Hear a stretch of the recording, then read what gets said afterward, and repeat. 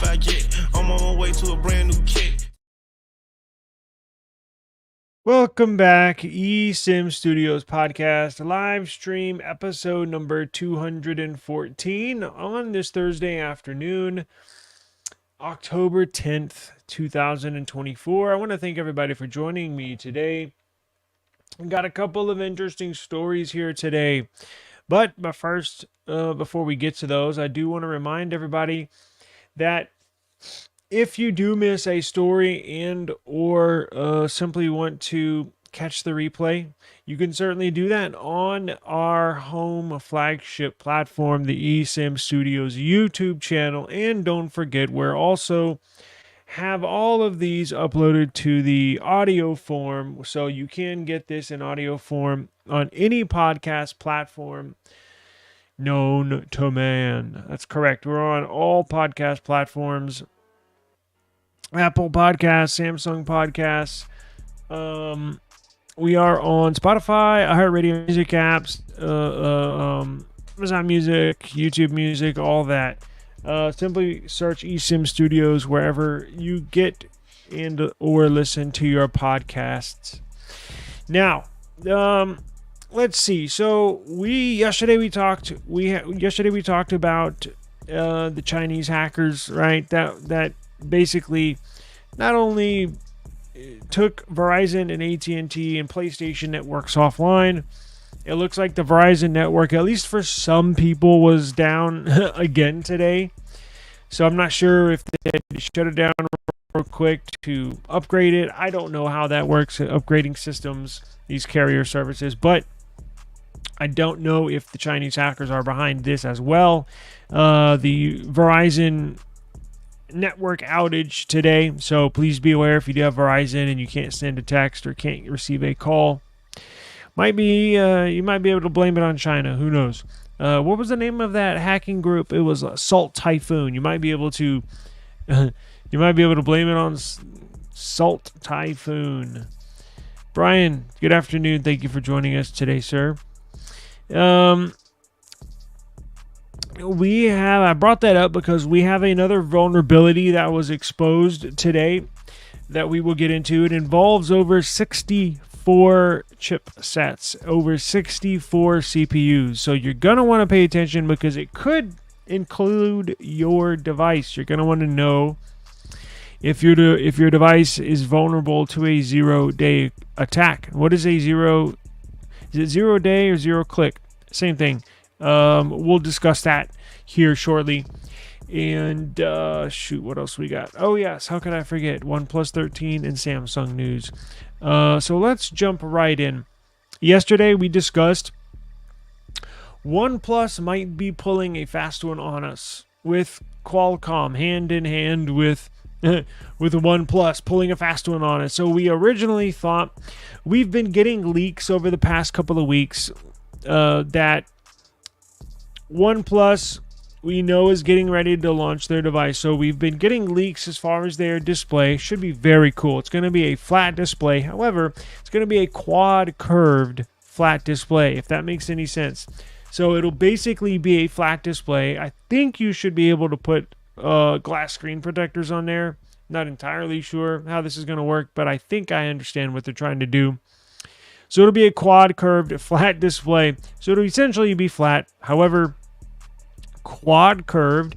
You know the OnePlus 12, how it had a curved display? It's curved on the sides, flat on the top.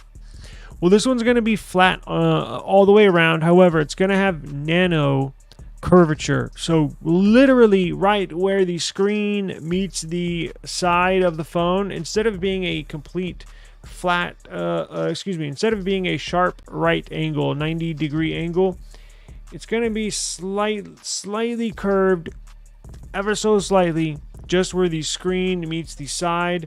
So it will basically remove the bezel. So if you're looking at the phone straight ahead, you won't be able to see the bezels all the way around, although you should be able to put a glass screen protector on it. Anyways, we got word yesterday that they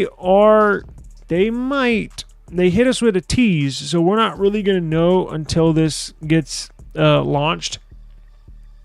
We had just assumed it was going to have the Qualcomm Snapdragon 8 Gen 4. That's getting bumped up earlier for earlier release here next week. The Qualcomm Snapdragon chipset. And OnePlus is going to announce their OnePlus 13 days after the Qualcomm company announces their new Snapdragon 8 Gen 4. But just to review yesterday's news, a Weibo, which is the Chinese most popular social media app. All the cell phone companies have Weibo pages, right? Well, they hit us with a tease because not only are they going to release this new Snapdragon 8 Gen 4, they're also releasing a Snapdragon 8 Elite. Hence the Snapdragon Elite CPU that's in these new laptops. Very powerful, very power efficient. Very powerful, yet doesn't really use a lot of battery. Well, they're taking the foundation of those. They have what's called Orion cores. And not to get too nerdy, but they're going to take that same technology and put those Orion cores that they developed for this CPU chipset for laptops. They're going to put them in a mobile CPU. So not only are they announcing the Snapdragon 8 Gen 4, they're also announcing and releasing the new Snapdragon 8 Elite with these Orion cores in there. Ooh, man, should be even more powerful than the 8 Gen 4 and even more power efficient than the 8 Gen 4. So we're looking at an explosion of mobile chipsets here from Qualcomm. Should change the game because, you know, the new MediaTek Dimensity 9400, which we may or may not get into today, and if we don't, we'll talk about it tomorrow. And probably get into it tomorrow because I'm going to do some more homework tonight. But the new MediaTek CPU is a beast, outscoring the Snapdragon 8 Gen 4 and outscoring the Apple Bionic A18 Pro CPU that can be found in the iPhone 16 Pro and Pro Max. It outscores it on benchmark tests. So, but we don't have any word. We don't have any testing on this new Snapdragon 8 Elite. So I don't know where it's going to end up on these benchmark tests. But what we do know is it should be even more powerful than the 8 Gen 4. Now, I went through that long explanation to say I don't know what they're going to put in this new OnePlus 13. Could it be the 8 Gen 4? Probably. Could it be the new Snapdragon 8 Elite? Possibly, maybe. I don't know. There's a small chance. But nonetheless, OnePlus, after all these leaks and sort of leading up to the launch, you don't hear anything from the company unless it's Google, which leaks their own pixels like 6 months before. Nothing from OnePlus. It was just the leaksters. And today, OnePlus officially, not necessarily releasing it because you can't go out and buy it or pre-order it, but OnePlus did confirm the OnePlus 13 will be for sale. It will be announced. It will be launched in just a couple of weeks. So let's get into that, shall we? Because I am very intrigued about this device. Let me change the view here. There we go. A little bit bigger. Pause. Okay. So where are we at? OnePlus 13. OnePlus 13. Oh yeah, how could I forget? Favorites.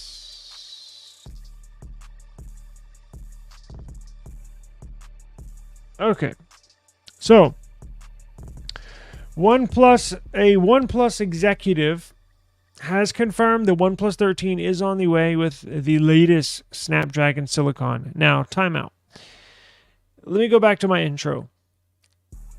That's why I don't know what they're going to put in here. They're going to put in here the 8 Gen 4 or the 8 Elite. We have no idea, but whatever it's going to be is going to be a beast. Now, we think it might be the Elite because when Snapdragon teased the 8 Elite with the Orion cores, they used a OnePlus 13 in their promo video. How could I forget to tell you that? That's why everybody's like, whoa, wow. So what are they going to surprise us, or are they going to do? Are they going to do like, is OnePlus going to release this OnePlus 13 with the 8 Gen 4, and then are they going to do a S model, or I guess in OnePlus cases it would be the T model? Are they going to do a T model like 4 months later? We have no idea, but a OnePlus executive has confirmed that they are releasing the OnePlus 13 this month, and we're already almost 2 weeks into the month. So you're talking about another 2 to 3 weeks, and we'll know for sure. Let's see if we can nail down a release date. The executive also said that you should expect a big leap in performance, claiming the phone would reach new heights for Android. That's what's got me intrigued. OnePlus added that the phone would launch later this month. They hinted that the Snapdragon 8 Gen 4 will power it. Now, a company executive has confirmed that the OnePlus 13 is indeed coming soon and revealed a few more details. OnePlus China President Li Ji Louis, that's an interesting name, Li Ji Louis, because it's got a Chinese name and then a traditional French English name, revealed on Weibo, there we go, Weibo, that the that the OnePlus 13 is on the way and should offer the latest Snapdragon flagship chip, expected to be the 8 Gen 4. This is not a surprise. We've essentially thought this all along.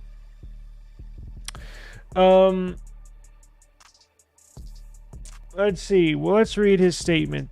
It says, the new self-developed Tidal engine and Aurora engine will bring you a revolutionary smooth experience. What the hell is this? That sounds cool. The Tidal engine can schedule performance very efficiently, and the Aurora engine can completely reconstruct the underlying system.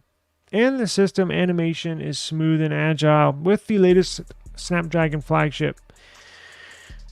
The OnePlus 13 has made a big leap in both performance, release, and overall fluency, reaching a new height never seen before in Android. OnePlus 13 is the first to be equipped with Color OS 15 with unprecedented super performance scheduling, and super smooth animation experience just this month. So he did mention it would be equipped with Color OS 15 in China. Now, if you didn't know, the OnePlus phones, which is owned by parent company Oppo, Color OS is a skin. So you know how of Android. So you know how One UI is the skin that runs on top of Android operating system in Samsung phones, right? Or Nothing OS that runs on top of Android and Nothing phones. Color OS is their version of Android, basically. And that is only released in China. So they release a OnePlus 13 with Color OS in China.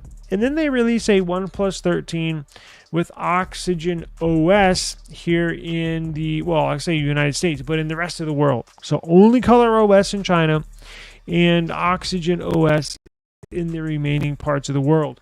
Now, if you've ever ordered a phone on AliExpress, AliExpress is a Chinese company based in China.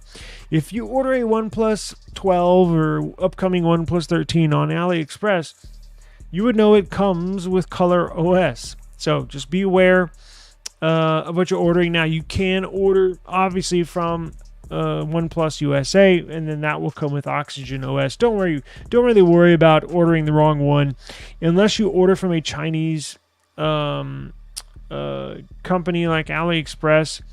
I wouldn't worry about that too much. If you get one, I'm sure 99% will be Oxygen OS. But if you do buy them on AliExpress, just be aware. Big leap in performance. So are they talking about, I'm assuming the 8 Gen 4. Since Qualcomm is announcing the new 8 Elite, I don't know if it's going to be because they're not only announcing the 8 Gen 4, they're releasing it saying, okay, so from today, it will be available on new Android devices, right? And so they're going to release the 8 Gen 4 for consumer use. Are they just going to announce the 8 Elite saying coming soon, or are they going to release that as well? We have no idea. But what I do know is that I will stay on top of this topic. And what you need to know and what you need to do is subscribe to the eSIM Studios, a YouTube channel. And I have the description. If you're watching this on any other platform, on Twitter, if you're watching this on Instagram, on one of my other YouTube channels, look in the description. You should see a link for our eSIM Studios YouTube channel. Make sure you subscribe, and I'm going to stay on top of this for you so you don't have to go searching for the info. I'll have it all wrapped up in a nice, pretty little bow and present it to you. Now, what is the deal with the Aurora engine and what is it? Aurora and Tidal engine. Okay. So he mentioned the Tidal engine and Aurora engine. So these companies, well, Google puts a TPU. It's like in their CPUs, right? So what it is in that, well, the TPU is a tensor processing unit. But this new Tidal engine, this new Aurora engine, is basically in the Snapdragon 8 Gen 4. Now, they could have custom made this for OnePlus. Like, I don't know if the 8 Gen 4, let's say the 8 Gen 4 is going to be in the OnePlus 13. And let's say Samsung puts the 8 Gen 4 in their S23 Ultra. I don't know if, since OnePlus is here talking about the Aurora engine, the Tidal engine, I don't know if those engines will be in the Samsung S23 Ultra as well, or if that's a OnePlus specific deal. Because what we do know is that Qualcomm has worked independently with these manufacturers in kind of fine-tuning these CPUs just for a specific manufacturer. You know, when Samsung in the past, the last couple of years, have said, especially this new Snapdragon CPU, especially made just for Samsung devices. I mean, they work with these companies, with these manufacturers hand in hand, and if Samsung has a certain request or wants to make the claim this is a special Snapdragon CPU, they can, right? They'll work independently with OnePlus or with Samsung. So again, I don't know if this Tidal engine will be on every Snapdragon 8 Gen 4 processor device, or if this will just be on OnePlus devices. But nonetheless, basically what it is a specialty fine-tune department, so to speak, of this CPU, where apparently they have it coded just right to where this Tidal engine, it appears from what the OnePlus CEO is saying, that it's perfectly tuned for low power. It's probably like low power cores, meaning like processes that don't require a huge amount of power to process. And then the Aurora engine is probably geared for something else, because these CPUs are doing a million things at once, probably more than that. So it's probably just a fine-tuned CPU for OnePlus. They just like to give it a special name, the Tidal engine, the Aurora engine. So I mean, whatever. That's cool. I can't wait to see it. Whatever they call it. I'll be waiting. Now, I knew this announcement was coming because OnePlus sent me an email saying, hey, they didn't say or mention anything about the OnePlus 13, but what they did do is tell me that all of their devices are on sale. So if you're looking for a new OnePlus 12, OnePlus 12R, or a OnePlus Pad, is their little tablet, they're on sale. I think the OnePlus 12 starts out at $799. They've reduced that price to $649. So you can get, that is a badass phone at a badass price. $649, they knock $150 right off the top. And I think the OnePlus 12R is $439, which is a steal for that phone too. It's a badass phone.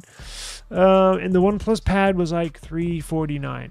Again, a freaking steal. I was even like, whoa, do I need to go grab that real quick? They're trying to sell off their product, all the remaining OnePlus 12s, all the OnePlus 12Rs, all the OnePlus Pads that they have in stock. They're trying to get rid of them to make way for this new OnePlus 13. So if you are in the market for if you've thought about getting a OnePlus phone, never really pulled the trigger, I can guarantee you, I don't know about the OnePlus Pad. Daniel, one of our subscribers, he's got the OnePlus Pad. I think the OnePlus Pad 2.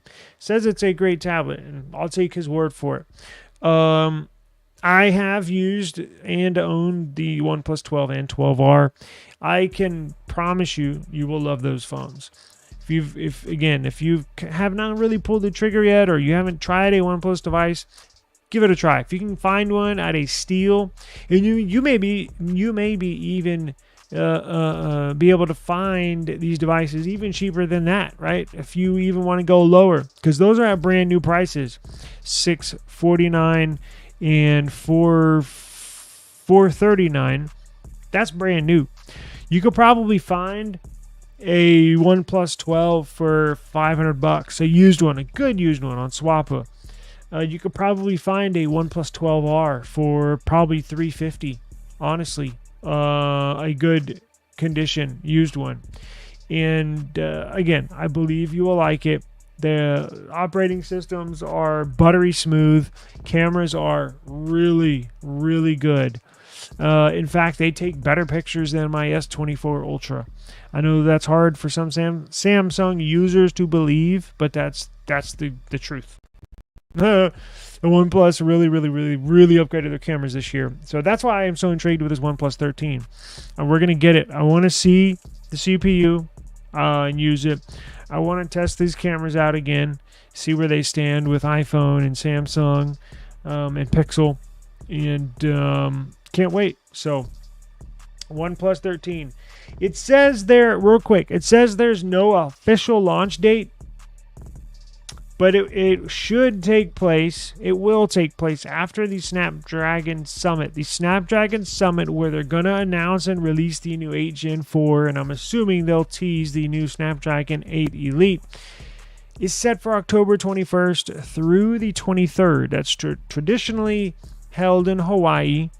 I think Qualcomm headquarters is in San Diego, but they always have their little Snapdragon Summit in Hawaii. So I haven't gotten an invite. Hopefully I will someday. Flossy Carter usually goes to those every year. Maybe one day here in the future we'll get an invite, and I'll definitely go to that. But again, Snapdragon Summit, October 21st to the 23rd, which means technically OnePlus could announce their OnePlus 13 the day after on the 24th. So somewhere in the very last week of October, look for OnePlus to announce the new OnePlus 13 between the 24th and the 31st. I don't think they would do it on Halloween, so it would be either the 24th or the 30th. So somewhere in that week, the very last week of October, they will announce it. You should be able to pre-order it, and then in 2 weeks, you should be able to go into stores and buy them. Although, I don't know of any store you could walk into and buy them, like an Apple or a Samsung or Pixel. Maybe Best Buy. Shit, I don't know. They're not. I think their contract with T-Mobile is up because T-Mobile. I shouldn't say that, because T-Mobile still sells the cheaper OnePlus phones, right? The little mid, I think it was the N300, something like that. But they don't sell the flagship devices. In fact, you know what? Do they even sell the OnePlus 12 at T-Mobile?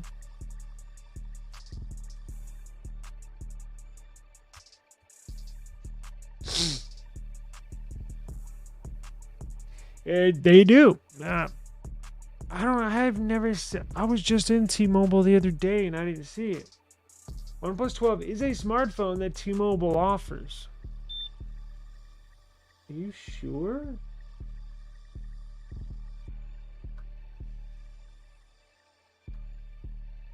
No, they don't offer it. Huh. Yeah, they don't offer. I don't know what the hell why they're giving me this answer. It's not sold at T-Mobile.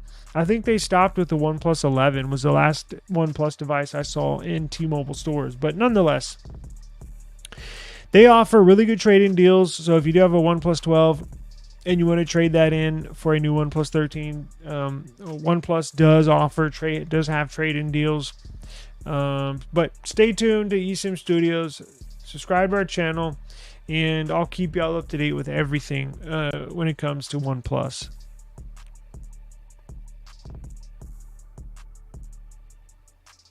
Now, well, let's see. Samsung. Speaking of Samsung, if you have a Samsung device, please check for an update. Now, this is the security update, software update, not the Google Play Store update or Google Play System update.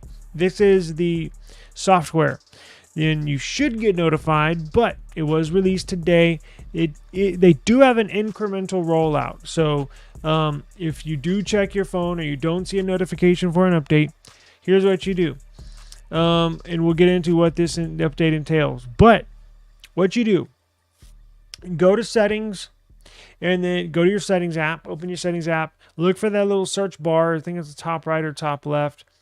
And all you do is type in update. It should be the first or second search result you get.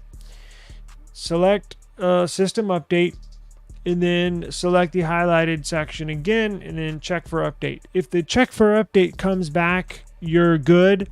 Here's what you can do. Now, again, this is incremental, so if you don't get it today, could get it tomorrow. Just they're not pick and choosing who to send it to necessarily. It's all number based. So if you have a serial number between X and Y, they'll send it out to you. If you have a serial number between X and Z, then they'll send that to you the next day. Or if you have another serial between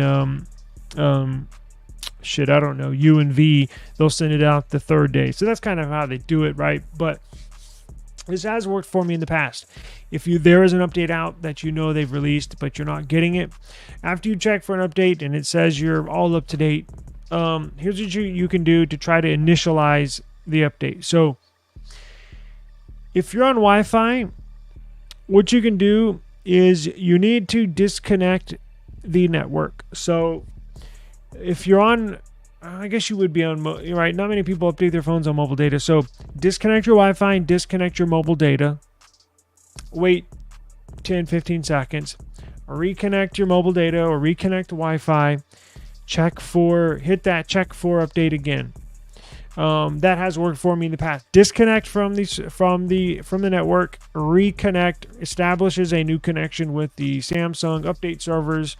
And should, you may or may not, but it has worked for me in the past. Or what you can do is just simply restart your phone. Power it off. Sometimes I say restart your phone, and I've had people say, well, I turned off the screen and I turned it right back on. No. I'm talking about physically power it off and power it back on after a few seconds. That has worked for me as well. And if it doesn't, if you try all those and it does not work, then you just have to wait another day or two. But you should see it pretty damn soon. That goes for Samsung flagship phones, Z Fold 6, Z Flip 6, Samsung S24 series, S24, S24 Plus, S24 Ultra, Samsung flagship tablets, right? Samsung Tab S9, S9 Plus, S9 Ultra, and then also Samsung Tab S10 Plus, S10 Ultra. You should have the update, and then it will roll out to mid-range devices and bottom of the barrel device, cheap devices down the road. But they always issue their updates first and foremost to their flagship devices, right? First and second gen. And maybe if you have like a S23 or S23 Ultra, you should get it probably next week or something like that. And I know some people criticize them and say, well, they should just issue it for all Samsung devices all at once. And I used to think that too, but here's why they don't. Because of a potential bug. So if they release this update to every Samsung phone, if they just hit a button and boop, okay, it's available for every Samsung phone on the planet. For one thing, their servers would crash because you're talking like over a couple, like I don't know, 100, 200 million phones, not all at once, but basically getting updated, the servers would crash. Second reason is because they want to do a gradual rollout, because if there is a bug, they don't want 200 million Samsung phones to have this bug, right? And have issues with 200 million people. So they'll roll it out and they'll wait a day. And they monitor Reddit. They monitor YouTubers. They monitor the people, to see if there's any major bugs. If everything's relatively okay, then they'll continue with the rollout. But that's why they don't issue one update from day one to all devices, right? And Google, every company does this. I think Apple actually is probably the closest to just hitting a button and giving everybody access to an update. I think Apple does that. I don't have an iPhone. I will soon. I think I get mine on Saturday. 16 Pro Max, white, 1 terabyte. I think. I hope so. Should be Saturday. If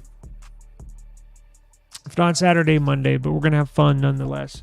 Now, where was I at? Okay, so let's get into the security patch.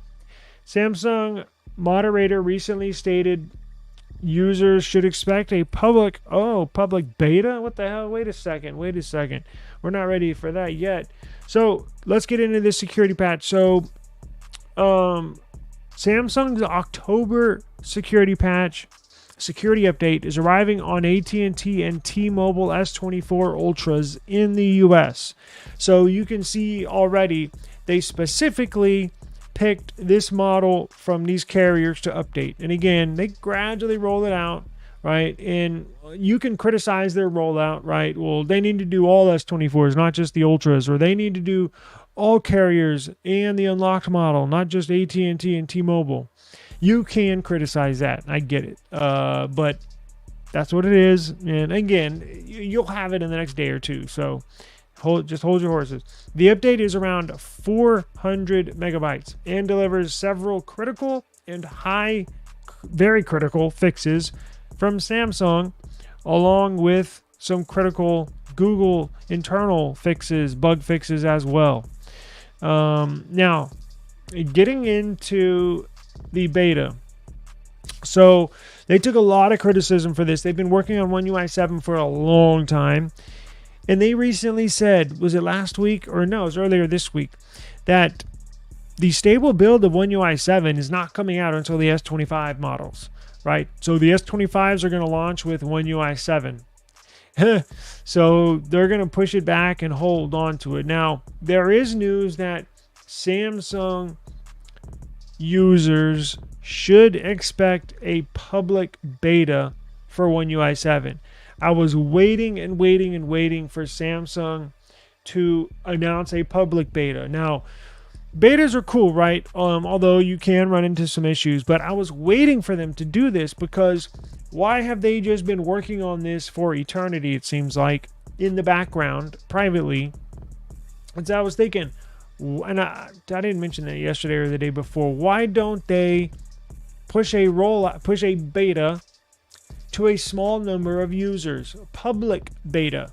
And that's crucial for Samsung. That's crucial for Google. It's crucial for Apple to invite a small amount of public beta users, people like myself that have more than just one phone, right? I would not suggest, if you're using one phone and just one phone only as your daily driver, like most people, I don't really recommend to jump on a beta program if you're using that phone as your daily driver and you don't have anything else. If you're like me and some other people, other YouTubers or people that are watching right now, if you have more than one phone, let's say you have a main phone and a work phone, or you got a couple devices, and you don't mind enrolling one into a beta program, it's crucial for these companies to issue public betas because they're gathering information on your device, not necessarily spying on you, but they want to make sure that if there's an issue that pops up, or a bug, they want to know what the hell it is, how to fix it, and how to move forward. And that's how the public betas are so crucial to these companies. They want to know, because look, Samsung can do all the testing they want, but in actuality, it's a bunch of Samsung developers that are testing these builds, these public, not public, these private One UI 7 beta builds. They're testing them on their phone, but how many developers does Samsung have? Probably a lot, because it's a ginormous company.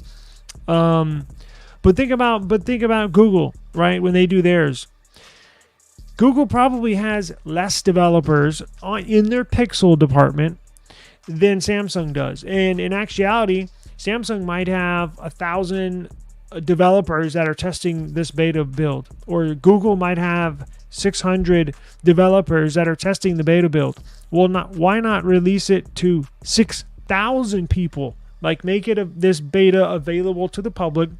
So the more devices you can test, the more you can gather information, the more it's possible that a bug or two will pop up on a user's phone and not a developer's phone from within inside the company. See what I'm saying?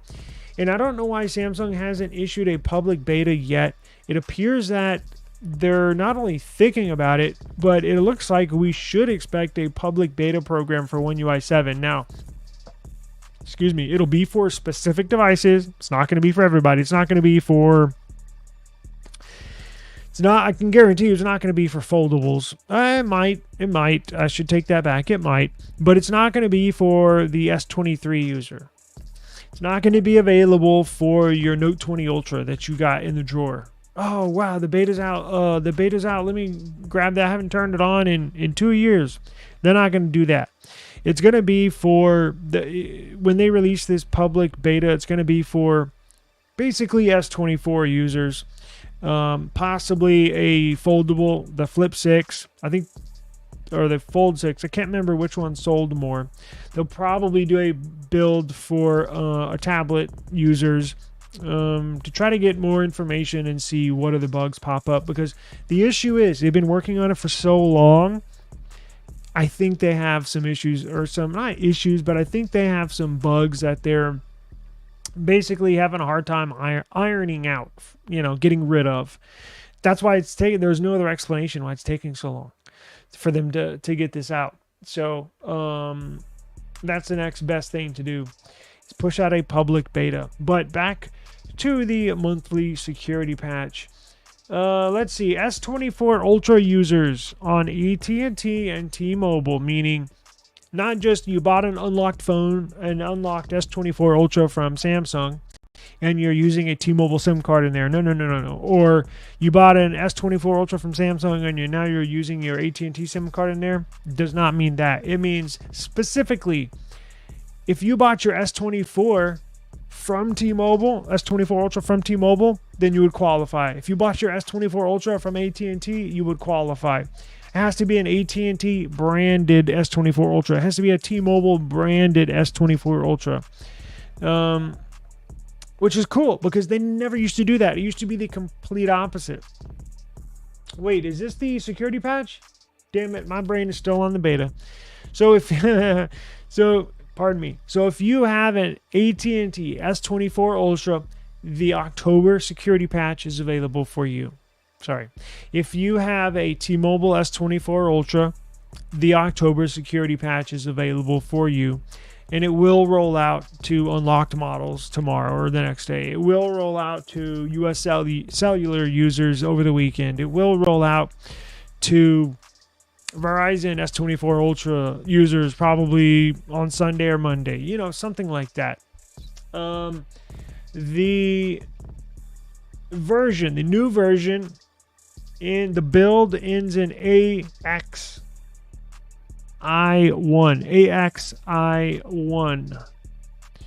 Let's see. It looks like it's live right now for T-Mobile devices and AT&T devices of S24. Users are already saying they got it. Improved security. That's what they always say. They never get into the details. It's 442 megabytes. Critical fixes, high-level corrections, Samsung semiconductor fix. I don't know what that is. The security patch includes a crucial fix for Knox Guard. Samsung states the fix would and should eliminate the possibility for physical hackers to bypass the security features. Interesting. Several more fixes were included that solved improper access to the activity manager and more for out-of-bounds issues that plagued Android 12 to 14 devices. Google's side, the security bulletin states it provides 3 framework fixes and 4 system fixes. Now, here's the next thing. Security patch for Pixel devices. It's not out yet, but we do know what it will fix, because here's a link to you may not be seeing it, but I got it. Let's see if there's what crucial fixes it got. Framework, system, what else? Google Play system updates. We all got that. Imagination Technologies. It's a bunch of jargon. So, anyways, be on the lookout for that. I probably spent way too much time. What's going on, Hassan? Thank you for joining us today, sir. I really appreciate it. Oh, y'all, go check out Hassan's channel. He's got a good channel right there. I'm one of my YouTube buddies. Let's see. Do I have time to get into anything else? Let's see what else we got real quick. And I got to get.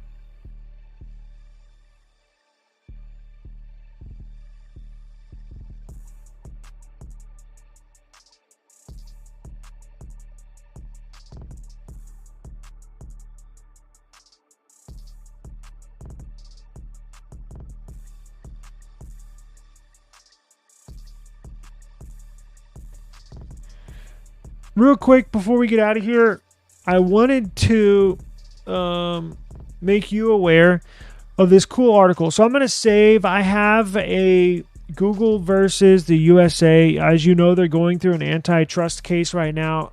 Basically a monopoly case against Google. The government brought forward a lawsuit against Google saying that they're a monopoly. We're going to get into that tomorrow. All right. I have information on that I was going to present to you today. However, I'm running out of time. But I'm going to do some more homework on that and grab some more details, and we'll overlook that case tomorrow. It's a very important case. I think it's going way over people's heads. I don't believe, a little teaser, I don't believe people... It would be a huge shakeup in the tech world if Google got split up, right? Because, again, I'll get into the specifics tomorrow, but just as a teaser, what if the government forced Google to cut off its Pixel division and they had to sell it off? So it'd be the HTC Pixel. That's a real possibility. That is a real 100% possibility. Well, what if the government broke Google up and said, because that's what they do. They'll cut off. So I'm Google, right? Here's my ads division is one arm. Here's my Pixel division or hardware is my other arm. And one of my legs is the Android operating system. And my other leg is their AI division. So what if literally the government said you have to sell your hardware division, including Pixel division, and you had to sell your AI division? Oh, that would be a huge shakeup in the technology world, right? Huge. So we'll get into that, and that's a real possibility. So we'll get into that tomorrow. I don't have enough time today. And we are also going to get into tomorrow, just a little teaser.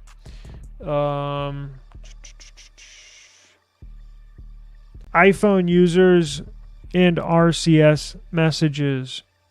So tomorrow we'll get into, there was a poll that was out where iPhone users don't care about RCS. And it was such a huge deal. Another thing that went over people's heads, another huge deal, where Apple accepts RCS messaging now, right? However, it's not really implemented in the way it should be, and I'll get into that tomorrow. So, and it's all Apple's fault. I'll be the first to tell you it is 100% Apple's fault, right? They don't want to play nicely. So even when we thought that with the rollout of iOS 18, they're going to accept RCS messaging, and oh yes, iPhone users and Android users can rejoice and have phenomenal texting experience. Well, that's just simply not the case after a few months passed. So we'll get into that and discuss that poll that iPhone users were polled and said they don't give a damn about RCS. In fact, a lot of them didn't even, they're like, in the poll, they're like, well, what do you think of RCS? And I'm like, RCS? What is that? People have no idea, right? But we'll get into that tomorrow. But real quick, but before we get out of here today, I'm going to link to this article in the description of this video once we're done. So this is, if you have bills, as we know, these bills are getting insane. I don't even want to get into my electric bill and my water bill. Jesus Christ. Very expensive. And it's seemingly my T-Mobile bill is getting higher and higher. So it's like, what the hell's going on here? Here's a cool article that helps you kind of negotiate a better deal, or a better get a better deal from a wireless carrier or internet provider. Because I always remember when we left Dish Network, when we cut our cable and we left Dish Network, they were pleading and pleading and pleading for us not to go. We're like, no, screw you. Oh, well, they offered us, it was like half off of our bill. I'm like, that's all it took, just telling you we were going to leave you, and you're just offering half off of our bill, just like that. Yeah, they do that.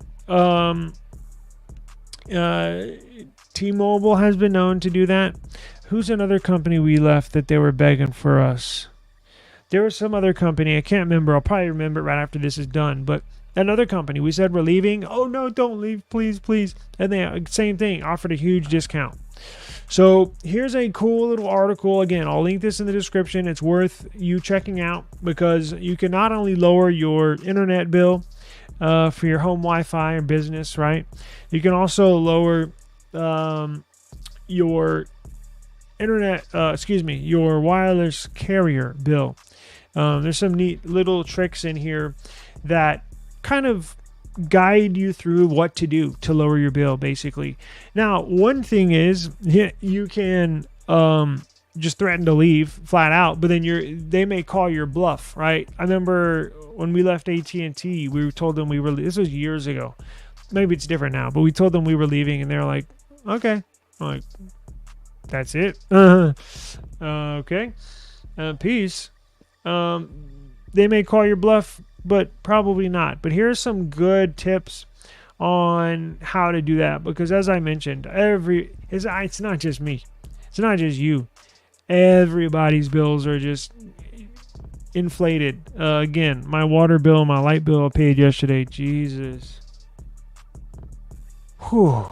Have me in here in the dark. Tomorrow you'll see me with no lights, right? Trying to save some power here to cut down on my bill. I'll be having to do a stream with no lights. How about that? So anyways, speaking of, let me get out of here. I got to run, but I'm going to link this in the description. It is worth you checking out. Just scan over it, right? Even if it has more than just your cell phone bill in here.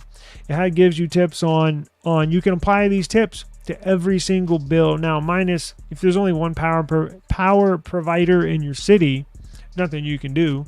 Like San Antonio's just got one power provider, and that's it. It's not like you can say, well, I'm going to go over here and get power from here. And be like, you can't. You can live without power. In Houston, they have like 38 power companies, so you can bounce between them. But it's up to you. Everybody's situation is different. But check this article out. I can promise you, you'll find something in here that you can apply these tactics to one of your bills to get it lower. I can promise you that. I'll leave y'all on that. I'm going to add this to the video. It's not there right now, but as soon as I hit end on the live stream, I'm going to add this link in the description below. So come back in about 5 minutes to this same stream and look in the description. Now, I'm talking about eSIM Studios. So if you're watching this on any other platform, I'm only going to post this link on our eSIM Studios YouTube page. This video you're watching on the eSIM Studios YouTube channel.